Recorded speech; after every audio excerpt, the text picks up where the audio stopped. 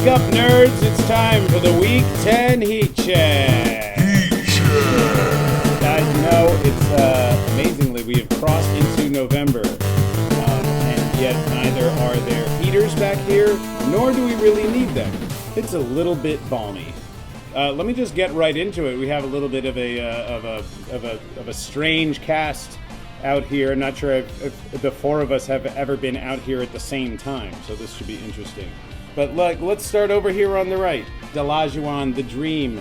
D, how are you doing this evening? I'm doing pretty good, feeling great, being a part of the big three. Right. We are now basically the Three Musketeers in that there are four of us. The second of us sitting next to you and returning to us after one of my favorite segments every year, Crossfire, Nick Baranowski. How are you? I'm doing all right, thanks. Glad to be back. I'm excited. Now, there's somebody who isn't here, and unlike the last time he wasn't here, he isn't calling in to tell us he's not here. So we just want to talk about him. But, The Last of Us, please. Good evening, fellow genitalia men. It's your guy from the Christmas City. No blue walls, no red waves, just pure balls of foot conversation, no pics, please. Never betting the under like the Undertaker in the 7th WrestleMania. Squeezing babies for oil, I just diddied in my pants. Winning like Helen Keller at a silent disco. My favorite order from McDonald's is a hot cup of McCaffrey. $34 in my bank account, no felony convictions yet. And absolutely no rust on the belt, keeping it polished. The champ, Clayton. We're gonna get to the action, and first things first, gotta deal with the game of the week last week, which was Dion versus Miggs. Dion's not here, but I think we should be able to get someone else on the line here momentarily. Hello, Miguel. Hello, Gano. How are you doing tonight, brother? I'm good, brother. How you doing, man? Okay, all right, not bad. So you were detained at work, but now you're with us through the miracle of technology. So we were just talking. It was the game of the week last week between you and Dion. It was projected right down the middle, but looks like Dion broke it open. What happened there? Well, because he jinxed it, because he's talked about the one time Aaron Rodgers and Devontae Adams. It's a good game, and then that was it. That was it. So he kind of mushed my little chatterbox got going over there. So yeah, and then I guess this guy decided to play ball the following that Sunday. So yeah. So if Dion, you're there, fuck you, guy. He'll hear it. So you're saying you didn't reverse jinx hard enough, is what you're saying? Well, I mean, you reverse jinxed me with the Kamara last week with with that shit. Now this guy goes and pushes me with this Aaron Rodgers shit. Like, all right, was third time's a charm because half my squad's injured. So I mean, I might as well just have a geriatric board team because shit. These guys are on crutches and wheelchairs. It didn't break your way, but somebody with the league thing up, tell me, like, Miggs is still at what, 4th place? Currently 6th. So he's oh shit, okay, so you're still in the top 6, just hanging on. Yeah, so I dropped down from 2nd to 3rd. Like, this is not going my way at all, guys. Right. Then I play your monkey ass this weekend. I know, yes, and I believe me, I'm basically doing a Princess Bride / Rocky Balboa left-handed bullshit, because I don't know if you've taken a look at my roster. I got a bye and I got an empty slot on the defense. Because I don't remember what I did, but I have too many wide receivers now. So I gotta trade or drop one, and I believe I'm right now eyeballing Juwan Jennings for that. But once I do that, and it actually lets me make roster changes, I'm about to give you a fucking sonic boom. Sonic boom. Oh yeah, I got your sonic boom. Yeah. I got you. It's good. What is it? What's the other one? Yeah, there we go. So you're gonna counter me. I love it. Anybody here got any questions for Miggs or anything to say to him while we got him? Yeah, real quick. What was your punishment? The Taco Bell thing. Yeah. All right, bye. Yeah. That'll give you bubble guts. Oh, I might have a fire sauce for I'm you. gonna make sure I do that, and I'm gonna go to the Funhouse afterwards and then Soto's, so that I can shit on either. You're gonna one. bottleneck the single-use bathroom in the funhouse. Yeah. That is terrorism, sir. I'm gonna bubble gut it up. Yoga fire. All right, Migs. Well, I got to cut and run, thanks. but we'll see you back real soon. All right, guys, take it easy, man. Cheers. And here we are. We have our friendly neighborhood bartender out here on the deck with us. Derek, how are you doing, man? Wonderful. How are you? Fine. It was another suboptimal performance. Another loss. Next to your honorable and worthy opponent, D. I don't even feel feelings anymore. We're just in time for it to get cold. So Exactly. Good. Now, I think you said earlier that you had a question for everybody. I do. I have a little trivia. I just figured, in honor of everything that's been going on. Someone recently told me there was an election.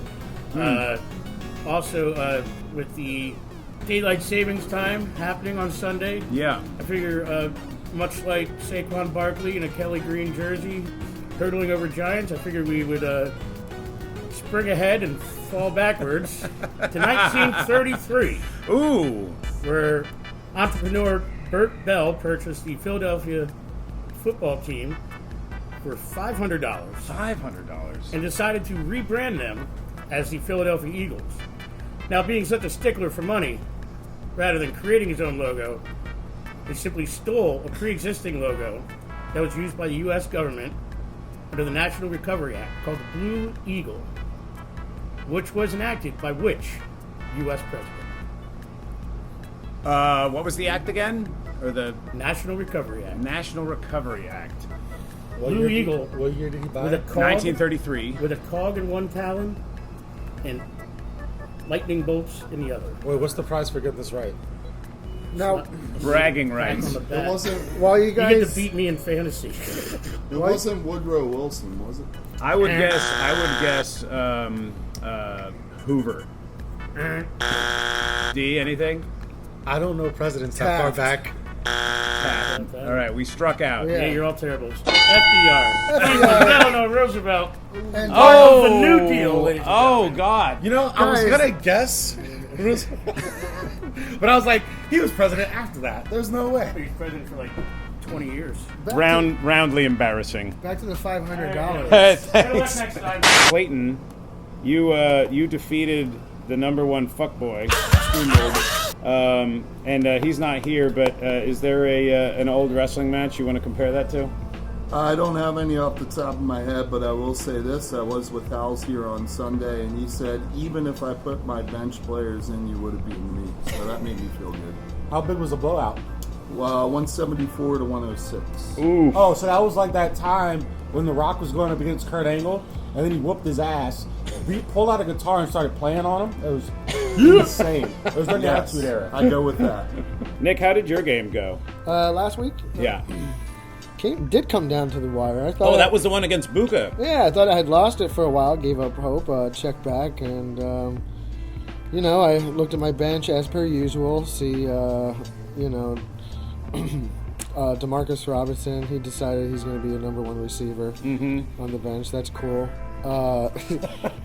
Tyler Lockett, of course, there he is. But At least you know your team has potential. I do. You know what? There's a lot of potential, and I'd like to say I'm going to mark. I think I might mark history here. Watch for the comeback on the ill-won fifth, getting in the top 6 at 8-6 by the end of the season. Ooh, all winning right. out possibly. 8-6 for the ill one fifth. And I hope this works out better than your prediction about Saquon. Right. I agree with that.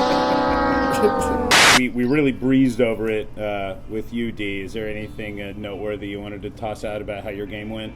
No, not really. I was just as surprised as probably everyone else, to be honest with you. I wasn't necessarily expecting to win because the week prior, that was really like my crowning moment. That achievement there, that's what I was looking for. So going into this past week, I was sort of kind of in a haze. It was just whatever, fuck it, whatever happens, and then glory. Yeah.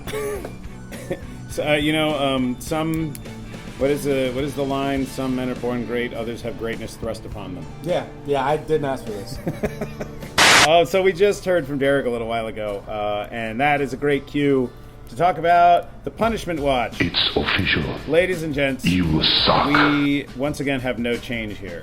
Mark is applying for his own zip code in number 12, and Derek has had some risers and a permanent mic stand installed at number 11 so he can practice his delivery for the Snyder. Here's about the point where I would ask the number one fuckboy if he has any suggestions for joke ideas.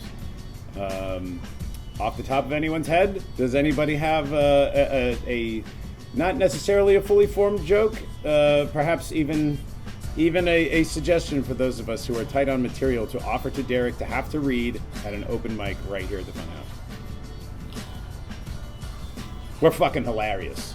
I mean, I got a lot of fucked up ones. I put all my jokes into my introductions. Where's the line? That's the thing I'm missing. Okay. 'Cause I have some Oh, you mean where's like the on the line of joke. decency? Yeah. No racism 'Cause I or could like go lower. bigotry. Okay. Yeah, like that's pretty much it. Even though sometimes, every once in a while, I feel like some of the open mics here cross that line too. But we are going to be better than that. Heard.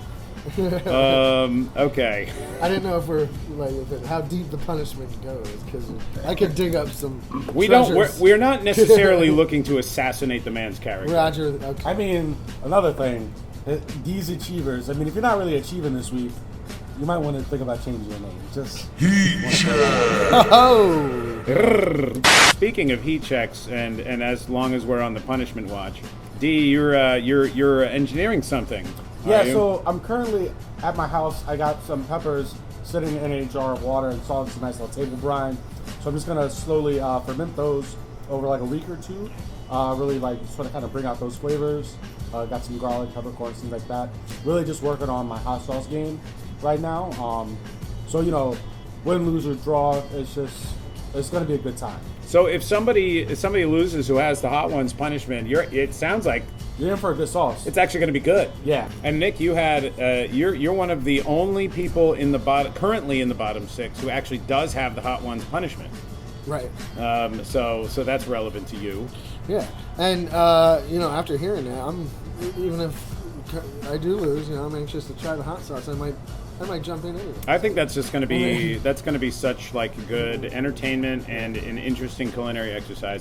Oh, what do you got, Nick? If you look over to the ill 1/5 game, you'll see that if these predictions were to come true, this is a big one too, because I would jump to 4-6, knocking a 6-3 playoff contender already down to 6-4, That is true as dragging well. it closer to me, gaining a game back.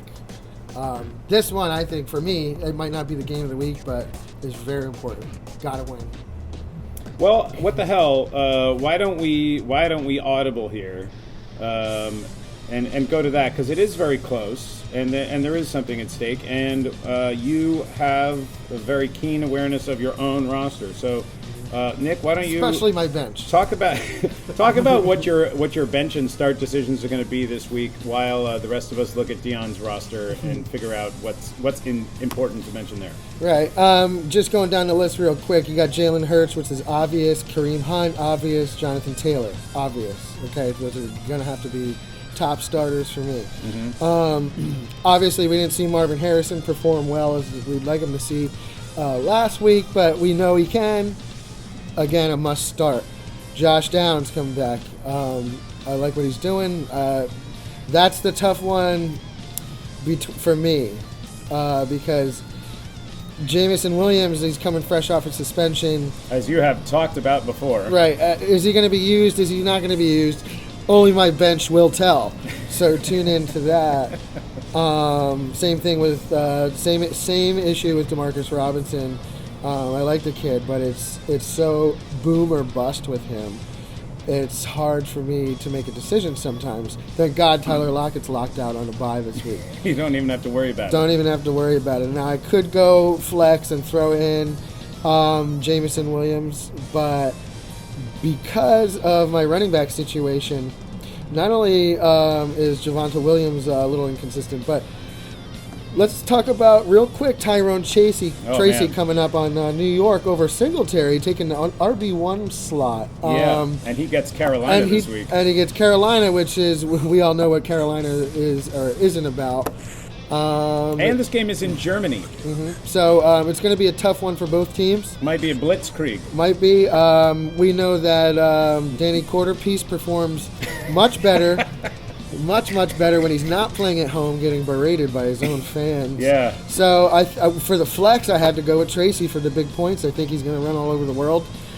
Jake Elliott, Jake the Meg, love him. And Bears are playing New England. Yeah, now, let's not overlook the Bears. A great defense, all other things right. being equal, against just a shadow of what they ever were. I'm feeling pretty comfortable that it's going to be a good tight matchup between me and Dion this week.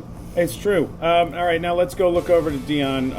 The one thing that we've kind of joked about all year is that he can't pick the right starting quarterback any week. And as I look at the projections, it's pretty funny because Joe Burrow's projected with 18.8, Purdy 18.9. So he's more than likely going to pick the wrong guy here. But he's still projected barely with the advantage. And I see, let's see, Amon St. Brown at Houston looks to be the greenest matchup he's got. And, you know, he's been feeding fairly regularly over the last few weeks. A couple blips, but pretty good. Since this won't air till after the game tonight, because Burrow's playing tonight, so I can't jinx him, I would definitely start Purdy. I am, however, worried about Devon here. Oh, HM? Hasn't he been kind of like picking it up? Bro, past 3 games, quick stats, 32, 26, 10. Coming off the bye. That's Big, awesome, big awesome and numbers. serviceable. Big numbers. Apparently, he always has a big game against Buffalo, so I wasn't surprised with his performance. Oh, okay, Buffalo, yep. Boys, is there anything else anybody would like to throw out there before we roll? I feel like I forgot something. I know you mentioned something about people using the sub, especially with a lot of Ooh, questions. good reminder though. Yeah, because I know that happened. That happened to Mark last week. He had somebody. T. Higgins. Okay, Oh. T. Higgins surprise didn't start. I like him. Now this is just a good, even when you, and I don't think Higgins had an injury designation. It was like a game time illness or something like that. So it's a good lesson that, like, a good habit for all of us to get into is you get one auto sub. You get it every week, whether you use it or not. You might as well use it. Like, pick the guy that you think is the most likely to have a fucking violent stomach infection and like randomly shackle him to someone on your bench. It cannot possibly hurt you. It can only help you in the weirdest of circumstances. It may not have helped Mark. He may not have picked the right guy, but there's a chance that it could have. So keep that in mind this week, everybody. And with that, I think it's time to bring the Week 10 Heat Check to a close. I want to thank everybody for listening. I want to thank you 3 gentlemen for joining me out here tonight. Everybody else, please enjoy the game. Good luck, and we'll see you next week.